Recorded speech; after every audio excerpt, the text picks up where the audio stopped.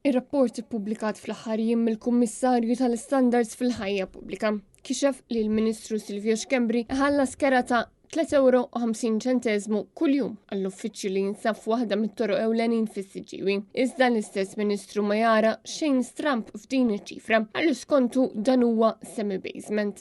Jien sibtkom bl-arroganza kom sibtkom ħadd tolbu skuża ta' kemm ilkom tikdbu fuq il-konfront tiegħi. Wara allegazzjoni wara l-oħra, dik hija ir-rule of law la kard tal-Partit Nazzjonalista. Il-prezz imma il-valur ma taħsibx li huwa ftit wisq. Ta' semi-basement, il-valur li nikreħ 15-il sena.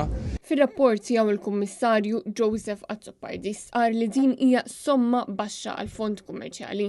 L-uffiċċju huwa tal-iżviluppatur Anton Camilleri magħruf bħala il-Franċiż. L-istess Camilleri li akkwista biċċa art pubblika bis-swit il-Bajja ta' San George neċessarja sabiex ikompli jiżviluppa l-proġett ta' Villa Rosa. Xkembri ppreżenta l-ftehim tal-kera għal dan l-uffiċċju fis-Siġġiewi mingħand tal-Franċiż. Kirja miżera u baxxa ta' €319 kull 3 xhur. Madankollu l-Kummissarju għall-Standards irrifjuta li jpoġġi konnessjoni bejn dan l-uffiċċju u uffiċċju ieħor f'Ħalluqa ma' xi trasferiment ta' art pubblika lil persuni terzi fosthom Camilleri. Jibqa' l-fatt però li l-kirja tal-uffiċċju fis-Siġġiewi hija ferm baxxa bin-Notar Aquilina jisħaq li kieku għandna kummissarju tal-Pulizija serju. Il-lejla stess jibgħat għall-istess Ministru sabiex jagħti spjegazzjoni dwar ġidu u l-binijiet li jagħmel użu minnhom.